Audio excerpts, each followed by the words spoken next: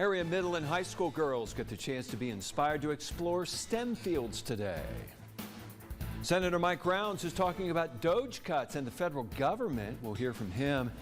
And a man charged with attempted murder after a Tuesday stabbing appears in court for the first time. Your news starts now. From Skyline Drive, this is KOTA Territory News at 5:30. Good evening, I'm Jack Cottle. The Rapid City man arrested in connection to Tuesday night's stabbing on 12th Street made his first appearance in court this morning. 31-year-old Jacob Sharp is charged with one count of attempted first-degree murder after allegedly using a broken pitchfork to stab a man, leaving him with serious injuries Tuesday night. According to prosecutors, Sharp told law enforcement he intended to kill the victim, though they do not appear to have known each other. If convicted, Sharp faces up to 25 years in prison and a $50,000 fine. He remains in the Pennington County Jail and is being held on a $1 million cash-only bond. His next court date has not been set. Well, snow fell throughout the day, but are we still seeing some of those flurries around KOTA Territory? Meteorologist Ryan Larmy is in the First Alert Weather Center with a look at the radar and what is out there on that radar. Well, we saw some snow flurries in Rapid City, a decent snow shower around noon today, Jack. And we are still dealing with some of those snow showers across KOTA Territory and some rain showers as well. Let's take a look at First Alert Doppler radar. Seeing the heaviest snow right now near Belfouche, just north of town. Seeing some of the heaviest rainfall near Philip and Kadoka right now as we're seeing another burst of precipitation coming from the southwest. That is our next round of snow flurries. It'll be entering in the Black Hills over the next hour or so. Temperatures right now hovering around the freezing mark for a majority of the area. Warmest areas on the South Dakota Plains. Shade Hills at 42 degrees, Buffalo 36, Phillip 39, but 29 in Gillette, 28 in Wright, already 29 in Custer. Seeing those temperatures in and around the Black Hills, still around freezing. Rapid City's at 33 degrees and will drop only 3 more degrees throughout the overnight hours tonight with some more isolated flurries around. I'll be detailing out when the sunshine is supposed to be returning to everyone in KOTA Territory. That's coming up in just a little bit. Thank you, Ryan. Senator Mike Rounds says his office has been looking into recent DOGE cuts in the state and in some cases working to reverse the cuts. KOTA Territory's Blake Trolley has the story. Rounds says about 500 people in South Dakota have reached out about federal program cuts. The senator said Monday he's following up on each case independently, going directly to cabinet members and finding out if the cuts should be reinstated. Rounds says he has had success in getting a number of cuts reversed. As we find something that was broken, we go back in and we say, look, are you aware that this particular office is closed? An FSA office perhaps, or are you aware that you shut down an office on for one of our tribes and it's the only office that you've got for that tribe? And in those cases, they come back and say, oh, no, we didn't realize that. That's probably something that we need to address. Rounds also pointed to National Institute of Health websites that were reinstated after nurses reached out to his office. Overall, Rounds expressed support for the goal behind DOGE and cutting the size of the federal government. But the senator said he wants to make sure mistakes aren't made along the way. The senator was asked what his message to President Trump would be so that mistakes would not be made to begin with. I think in this particular case, he made it pretty clear himself that he wanted DOGE to take a more surgical approach. We're hoping that they've heeded his recommendation and his advice. Dan Allers, executive director of the South Dakota Democratic Party, criticized the cuts, saying the cuts have been disorganized and are not surgical. You can try and undo some of these cuts, but it's not flipping a light switch. You just can't shut it off and turn it back on. For those people that they just let go, are you going to want to come back to a job where you don't know you have any security? Allers says he wants to see South Dakota's federal delegation meet with all South Dakotans. You're talking to talking to the people that might support you or won't cause you any problems or won't question what's happening. You can sing all you want to the choir, but we really need to be listening to all South Dakotans. We really need to be focused on those people that have been impacted by these cuts. Blake Trolley, KOTA Territory News. Rapid City area schools teachers got good news at Tuesday's Board of Education meeting. They're getting a raise. Teachers at Rapid City's public schools will receive a 2.11% salary increase. For educators making the state teacher minimum wage of $45,000 per year, this translates to about $950 extra annually. Special education teachers will receive a $5,000 raise. Assistant Superintendent Corey Strasser and CFO Corey Strassi also receive significant pay increases. A South Dakota-based organization is on a mission to encourage more women to get into STEM fields. Today, Omnitech hosted its 6th annual Inspire event at South Dakota Mines, giving local high and middle school students a chance to learn about college and career opportunities in high-tech industries. Brian Savage was at the event and has more. 6 years ago, South Dakota software engineering company Omnitech came up with the idea to host an Inspire event at South Dakota Mines. We're trying to promote events like today's Inspire event focused on girls alone so that we can get more women in the industry. Krizan says Inspire originated from a Microsoft DigiGirls event that was only for girls as well. However, when the COVID pandemic struck, Microsoft pulled the plug on DigiGirls. Omnitech had seen the benefit of it, so we wanted to continue it on, so we took it over 100% and renamed it Inspire. The event was back for another year on Thursday. The event provides middle and high school girls a chance to be exposed to different career opportunities in science, technology, engineering, and mathematics fields. Even though they're few, the women that do get into engineering fields, they're very talented because scientifically how a woman's brain approaches problem solving is much different than how a man approaches it.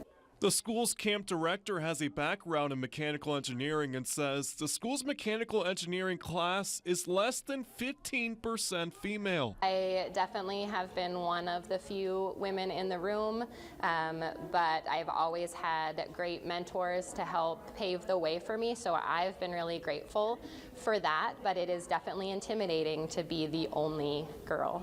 Students were also given the chance to connect with local professionals in STEM fields and participated in workshops that included building catapults, exploring artificial intelligence, and analyzing music trends. You got to collect different data from thousands of songs, so you could get popularity levels, the tempo, the energy levels. Some of the students are aware that STEM fields tend to be male-dominated. Sometimes in male-dominant fields, it can feel like they're belittling you, and you're like, oh, I'm not that good because I'm a girl. Reporting in Rapid City, I'm Brian Savage. Investigators say the 20-year-old son of a sheriff's deputy opened fire at Florida State University with his mother's former service weapon, killing 2 people and wounding at least 6 others. Officers who arrived almost immediately shot and wounded the shooter. He's believed to be a Florida State student. Police identified the shooter as Phoenix Ickner. They say he began firing around lunchtime just outside the student union, sending students and frightened parents hiding for cover in a bowling alley and a freight elevator inside the building. Authorities have not yet revealed a motive for the shooting. Well, there are big challenges that come with living and caring for someone with Alzheimer's. In this week's KOTA Cares, we take a look at a group that's working to make that go a little easier. That's up next on KOTA Territory News at 5:30. According to the Alzheimer's Association, the number of people living with Alzheimer's is growing fast. More than 6 million people in the U.S. This week's KOTA Cares, Ozeta Jones highlights a nonprofit providing access to a community within a community. No one should ever have to travel the dementia path alone. That's why the Black Hills Memory Cafe gives people with dementia and their caregivers a safe space to enjoy conversation, food, and music without the common pressures of everyday life with dementia. If someone tells the same joke a couple of times in 3 minutes or asks the same question, then that's not out of the ordinary. It's just a fun time, and the caregivers get to rub elbows with each other in a very natural, kind of organic setting. Lori Good cares for her husband who experiences memory loss, and the 2 of them are Memory Cafe regulars. Her husband enjoys the outing, and she enjoys spending time with him and mingling with other caregivers. It's a chance to see him truly enjoying himself. And it's a really place to gain a lot of knowledge, a lot about the resources of the area, and to share concerns and issues, because sometimes when things develop, you can feel alone. And then you realize there's other people going through the same thing. The Memory Cafe is part of the Active Generations Caregiver Program, which is funded by donations and grants. We don't expect our caregivers to pay for anything when they come to one of these or a support group. We just really want them, we don't want that to be a barrier for people asking for help. The Black Hills Memory Cafe is held on the third Tuesday of every month from 10 to 11:30 a.m. at Calvary Chapel Community Church. To donate to this week's KOTA Cares, scan the QR code. Reporting in Rapid City, I'm Zeta Jones. After dealing with some snow showers today, when do we return to sunny skies? Meteorologist Ryan Larmew has the answer in your accurate First Alert forecast next. Now, the First Alert forecast with meteorologist Ryan Larmew. We have a live look at our Golden West weather cam from the Silverado in Deadwood. Seeing some snow covering the gazebo here at Outlaw Square. Nothing really sticking to the roads or the sidewalks right now, but some snow flurries still flying there in the Black Hills. Temperatures in town below freezing, 28 degrees, a north wind, very light up there in the hills. We're a little gustier down here in Rapid City, but temperatures widespread across KOTA Territory, generally in the 20s and 30s. A few spots are above freezing. The Rapid City Airport's at 35, Hot Springs at 37. Shade Hill, the warmest at 42 degrees, but we're seeing 20s in Gillette and Wright, both 29 and 28 respectively. In and around the Black Hills, we're hovering around the freezing mark here too. 34 in Piedmont, 33 in Sturgis, West Rapid, and downtown Rapid City. Sheridan Lake below freezing along with Mount Rushmore. But tonight, Rapid City does make it below freezing. We'll see around 30 degrees. Waking up tomorrow, we'll be around this temperature and we'll hold steady for a majority of the morning, but we do have the isolated flurries and snow showers possible throughout the overnight hours. Otherwise, we're going to be mostly cloudy and we will stay breezy. Winds up to 20 miles an hour are a possibility, and we still have winter weather alerts in effect. Winter weather advisory for the Northern Hills and the Wyoming Black Hills. This goes until 9 a.m. tomorrow. A winter weather advisory for Campbell County, including the city of Gillette, goes until midnight tonight. Then we have the winter storm warning for Sheridan County. This goes until noon tomorrow, where that's the bullseye of this storm system. Here's Futurecast showing the remainder of today and into tomorrow. Still seeing those isolated snow showers mainly hugging the Nebraska state line, but we could see those sporadically pop into the Black Hills. Lingering snow showers and isolated flurries into the day tomorrow, but we could see clearing by the afternoon and evening. This is the nice spot. We're seeing some clearing by the weekend and sunny skies to start off our Saturday. But for tomorrow, we'll see the isolated flurries continue. 45 degrees throughout the day. Will be mostly cloudy throughout the morning, and then clearing happens in the afternoon and evening. And what are we talking about for the rest of the weekend? Starting off on Saturday, we're seeing plenty of sunshine, maybe a few clouds by the evening hours, especially south of I-90. But as the time we get to Sunday, we're talking about a little bit more cloud coverage, especially on the South Dakota plains. Maybe a few isolated showers there near Phillip and Kadoka, maybe near Wall as well. By the time we get into the afternoon and evening hours, we're talking about mostly sunny skies taking back over. But tonight, we're seeing the lingering flurries, isolated snow showers tonight. 30 degrees in Rapid City and Sturgis, 28 in Keystone, 24 over in Custer. Tomorrow, temperatures make it into the 30s and 40s again, so another chilly day with a few isolated snow showers around in the morning, maybe in the afternoon as well. But by the afternoon, everyone's starting to see those clearing skies.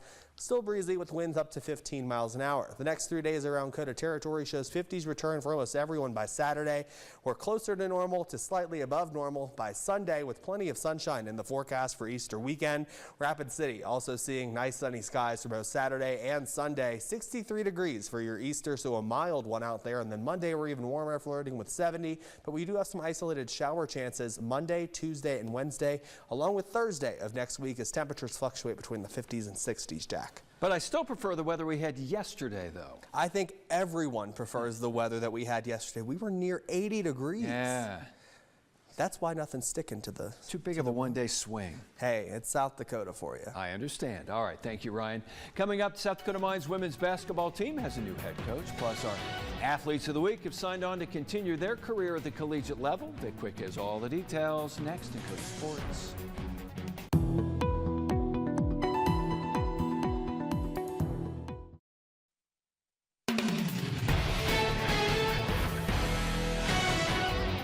Happy dinner time, everybody. Kylie Bashand has been named the new head coach of the South Dakota Mines women's basketball team. Bashand joins the Hard Rockers from William Jewell College, where she spent the past 2 seasons as head coach, doubling the team's win total. Bashand also had a stint working as an assistant coach at Colorado State.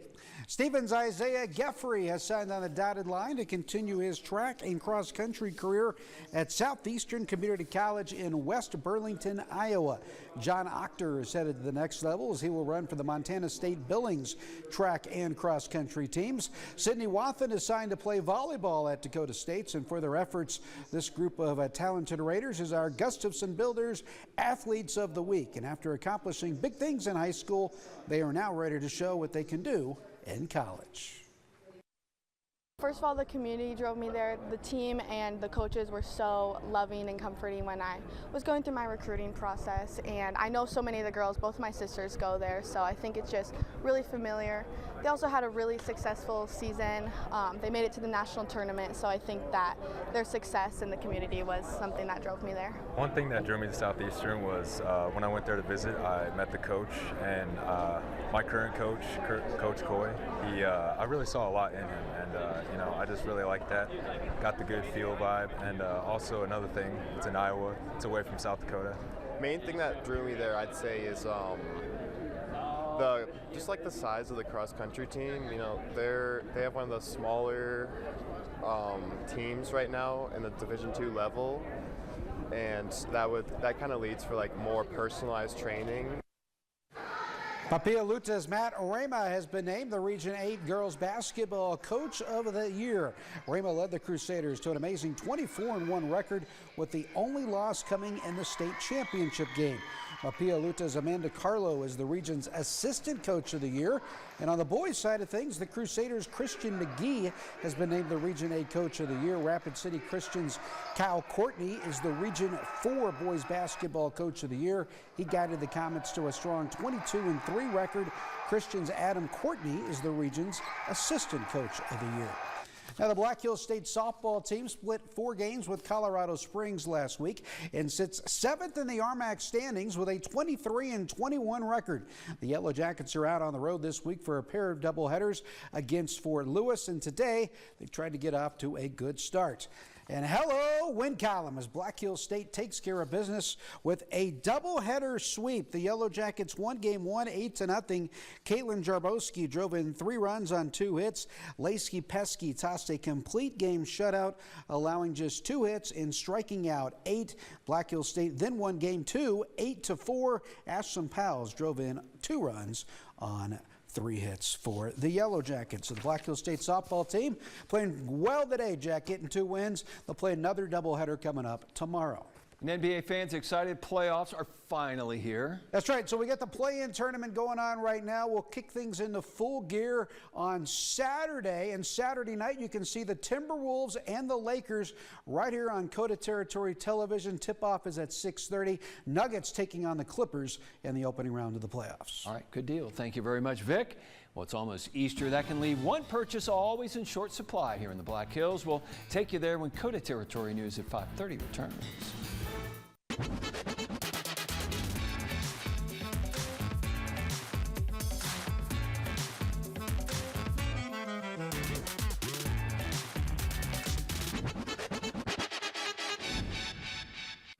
What's fluffy, small, chirps, and is selling out fast? Chicks at Runnings. KOTA Territory's Hannah Hutter breaks down the why behind the baby bird boom. When you think of Easter, you may think of chicks.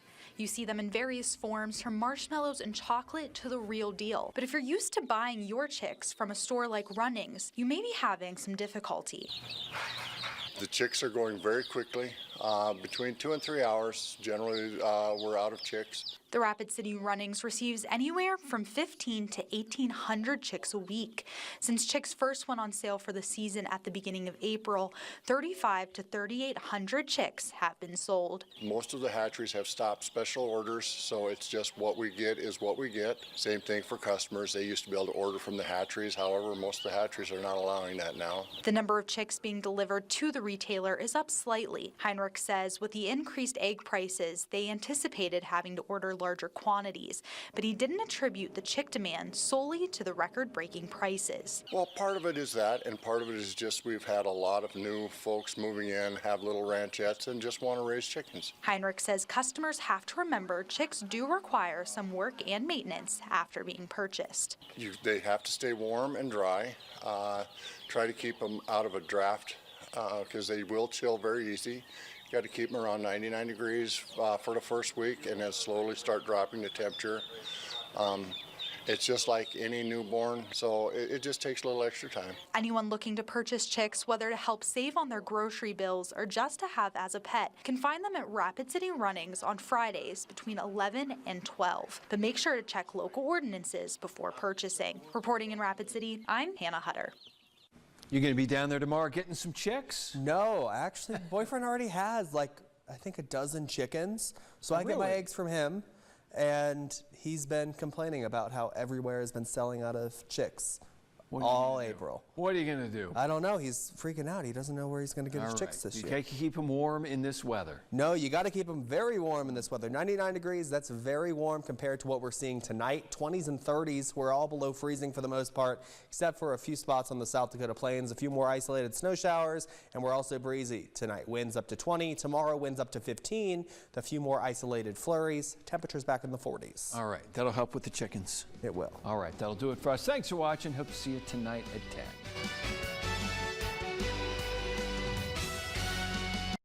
Thanks for watching KOTA Territory News, your local news and weather authority.